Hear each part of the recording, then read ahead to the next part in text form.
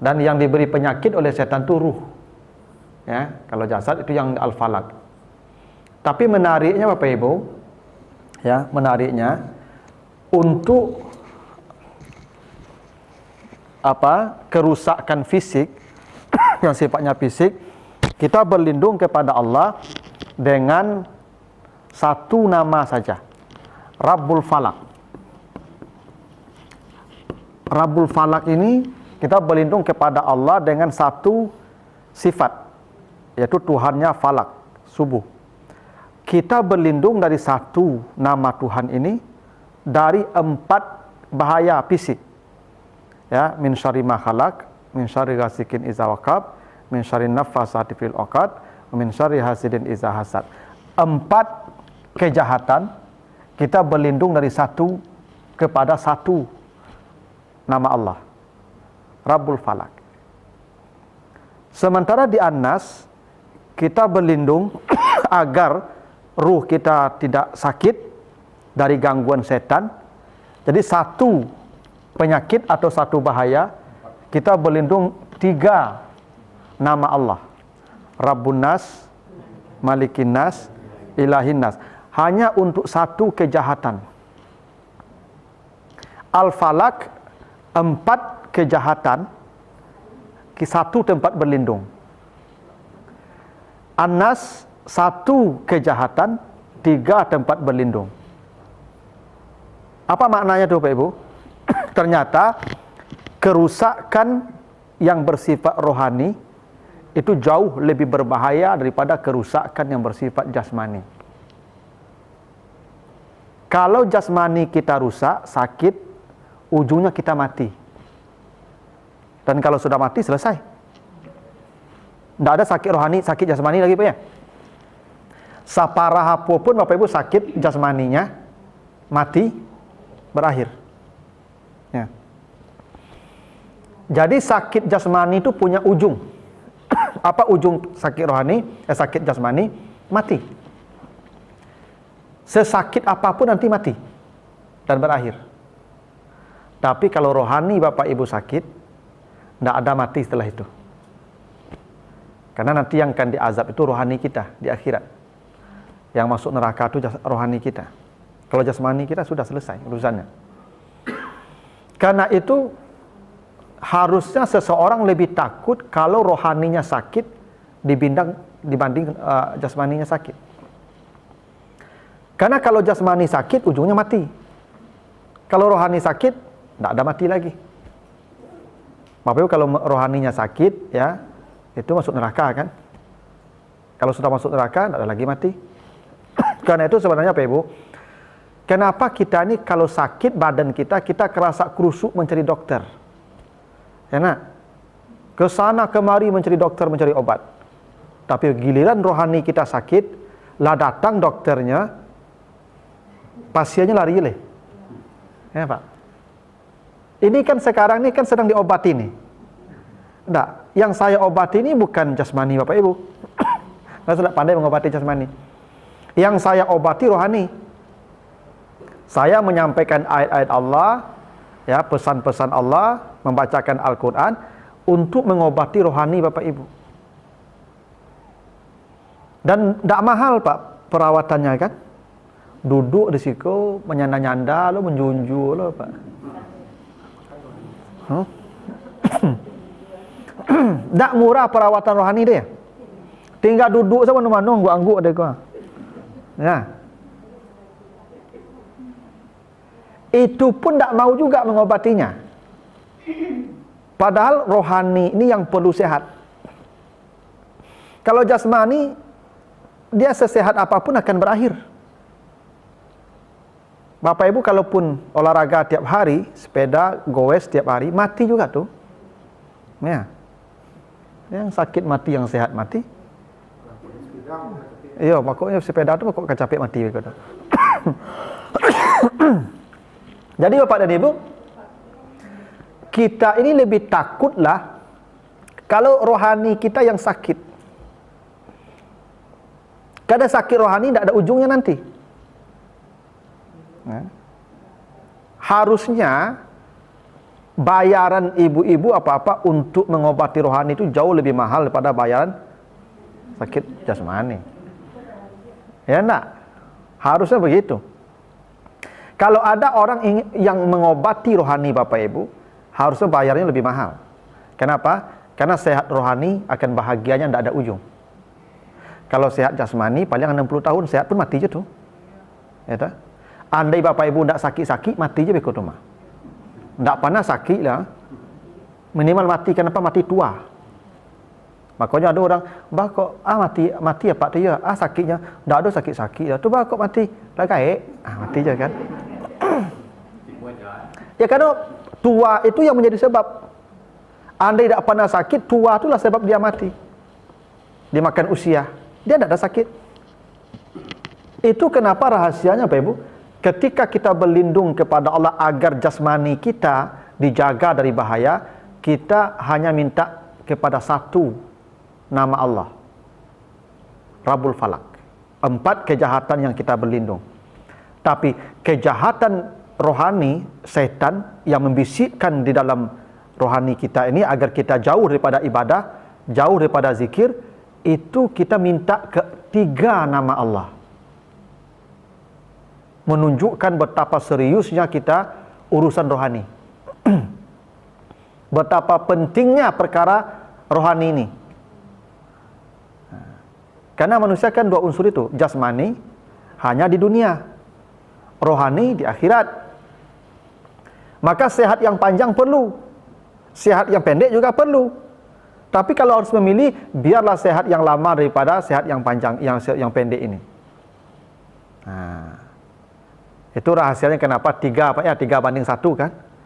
Rabbin Nas, Malikin Nas, Ilahin Nas. Jadi sebenarnya Bapak Ibu harusnya Bapak Ibu lebih cemaslah kalau rohaninya yang sakit. Andai Bapak Ibu dikuasai setan, harus lebih cemas ya daripada kita dikepung oleh musuh-musuh yang akan merusak jasmani kita. Lalu kata Allah, dari apa kita berlindung? Dari kejahatan waswas al-khannas. Waswas itu artinya bisikan. Kalau bisikan itu sebenarnya masih terasa. Kalau nyawa bisik, kau kan minimal ambu-ambu yang tiba telinga dah Pak. Sebenarnya was-was itu bukan bisikan Pak.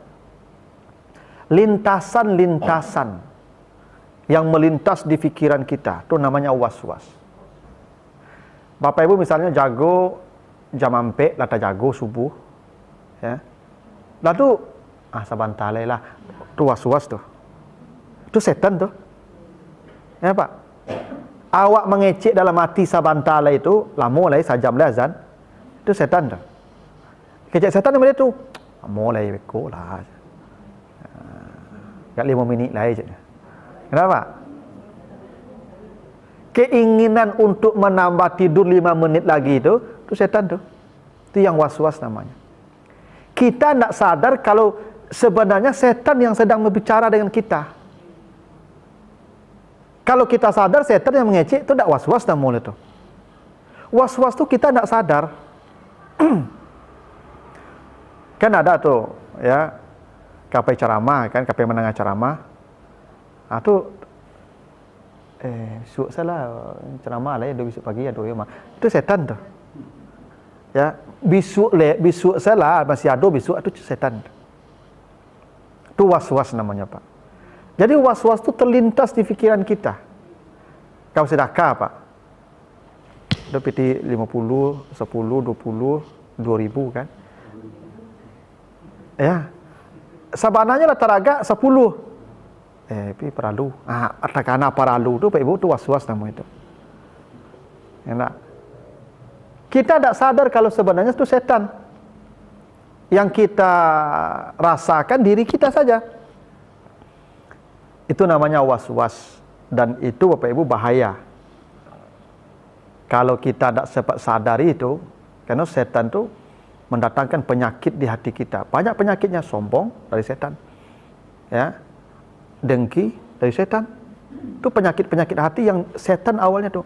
Ria dari setan. Sum'ah dari setan. Kikir dari setan. Semua sifat-sifat ya yang sifatnya penyakit hati, itu pasti dari setan tuh, Pak Ibu. Semua penyakit hati, malas dari setan. Karena setan tuh yang dirusaknya tuh hati kita, ya rohani kita. Fisik tidak diganggunya, rohani saja yang diganggunya.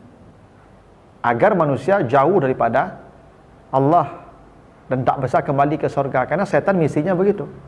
Ya, dia tidak ingin manusia kembali ke surga. Maka berbagai macam cara akan dia lakukan agar manusia tidak mengikuti jalan Tuhan. Nah, itu makanya was-was tadi, kita tidak sadar.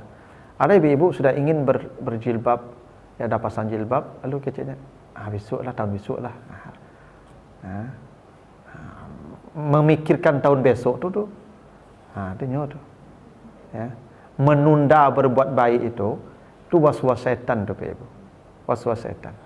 Ya. Karatang kenyo, leta kana karatang kenyo, ibu. Silaturahim, meminta maaf, tapi kemudian kan nyo salah ndak ngalu datang atau setan tu pe. Ya. Sehingga nak jadi pe itu. Karena setan tu wayasuddukum an sabilillah. Setan tu akan menghalangi kamu dari jalan Allah. Ya. Itu namanya was-was. Lalu was-was siapa? Bukan was-was setan, khannas. Ya. Khannas ini apa, Ibu? Ya, al-khannas dari kata khanasa. Khanasa itu artinya yang bersembunyi. Bapak Ibu lihat ada kepala labi, kita lupa labi, penyu. Labi itu, Ibu, kalau aman kepala panjang tuh. Kalau ada nampak bahaya hilang kepala nak. Kepala hilang tuh namanya khannas. Syaitan disebut khannas karena sifat syaitan iza zakarallah khannasa. Bila kamu berzikir, syaitan menyuruh dulu. Syaitan menyuruh itu namanya khannas. Itu artinya, Bapak Ibu, syaitan itu baru datang kalau kita lupa zikir. Was-was syaitan baru datang kalau kita lupa zikir. Nah, itu yang disebut Allah di surat Az-Zukhruf, ya. Surat 43 ayat 36. Wa may ya'shu an zikrir rahman nuqayyid lahu syaitan. Siapa yang lepas dari menyebut nama Allah, maka setan menguasainya. Bila dia lepas dari zikir, setan menguasainya. Itu kenapa setan disebut khannas. Jadi sebenarnya Bapak Ibu kalau ingin mengalahkan setan itu tidak payah. Zikir. Karena zikir itu membuat setan kehilangan kekuatan. Ya. Karena zikir itu akan menutup semua pintu-pintu setan. Makanya orang yang masuk jin itu, Pak Ibu, yang kita masukkan itu pasti ketika sedang lost. Ya. Pokoknya cuma mandang orang itu kan. Kalau dia berzikir, setan itu makanya setan tak taluk menghadapi orang yang berjamaah. Setan tak berani menghadapi awak kini kalau Ibu. Kenapa? Kita sedang berjamaah. Nyo setan nyo tangkuk ketika surang. Kenapa berjamaah setan tak kuat, Ibu? Karena orang kalau berjamaah pasti saleh. Orang kalau berjamaah pasti ingat Allah. Ya Pak, awak kalau berjamaah duduk kan tak mungkin berbuat maksiat loh Pak. Maksiat itu terjadi ketika sendiri. Itu maka orang bermaksiat itu nyuruh ke hotel. Nah. Iya Pak. Tak mungkin tanah lapang orang bermaksiat loh Pak. Ya kan? Kenapa setan tak berani ke berjamaah? Itu makanya kita kok Pak Ibu dilazimkan berjamaah, ibadah berjamaah, ya kan, lalu kita membuat perkumpulan-perkumpulan. Itu setan tak berani tuh, Pak. Karena orang berjamaah itu dah ingat Tuhan. Dan setan itu tak akan berani ketika orang itu sedang berzikir. Karena Allah menyebutnya khannas. Iza zakarallah khannasa. Bila kita berzikir maka setan akan lari, akan bersembunyi dia. Itu khannas namanya. Bagaimana khannas ini? Allazi yuwaswisu fi sudurin nas, yang dia mewaswaskan dalam hati manusia. Jadi bukan ke telinga Pak, ke hati. Nah, hal yang menarik begini Pak Ibu. Kata waswas Ya, yuwaswis atau waswas ada 3 kali itu Pak Ibu dalam Al-Quran. Satu, ya di surat Al-A'raf 7 ayat 20. 2, surat Taha 120. 3, An-Nas 114 ayat yang keempat ini. Menariknya begini Pak Ibu, di surat Taha, di surat Al-A'raf itu Allah mengatakan waswasa lahuma. Ini kan Nabi Adam nih dan Siti Hawa. Di surat Taha waswasa ilaihi Pak Ibu. Di An-Nas manusia waswasa atau yuwaswisu fi sudu fi ya. Jadi kata waswas ini Pak Ibu ada 3 huruf jarnya. Ada 3 preposisi yang digunakan oleh Allah. Ketika Nabi Adam dengan istrinya waswasa lahuma pakai lam, la. Ibu baca nanti surat Al-A'raf 20 itu. Ketika Adam sendiri di sorga, sebelum setan menghadap ke istrinya, maka waswasa ilaihi. Ilaihi itu Adam sendiri. Pakai ilah Ibu. Waswasa ilah. Tapi ke anak cucu Adam waswas fi, yuwaswisu fi, bukan ilah, bukan la. Itu tidak sederhana maknanya Pak Ibu. Begini, dalam kaidah bahasa Arab, ilah ya, ilah itu maknanya jarak jauh, ghayah namanya.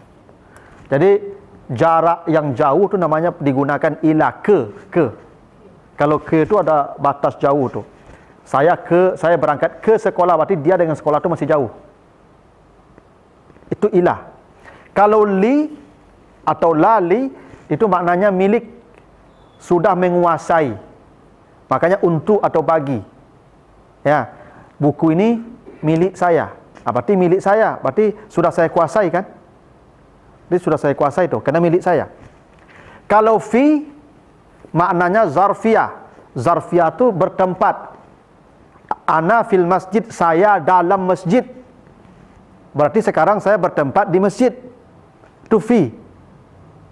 Jadi fi itu maknanya bertempat. Kalau ilah jarak. Kalau li milik, menguasai. Coba menariknya begini. Ilah itu ketika setan menghadapi Adam sendiri, Pak. Setan dengan Adam tu face to face sendiri. Setan satu, Adam satu, Pak. Maka Allah menggunakan ilah, ilaihi di surat Taha 120. Apa maknanya itu? Setan ketika berhadapan sendiri dengan kita, Pak laki-laki, setan berjarak. Setan kau takut je laki-laki, Pak. Ya.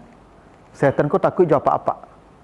Itu makuk setan kalau menghadapi apa-apa juga menjarak seketik, Pak.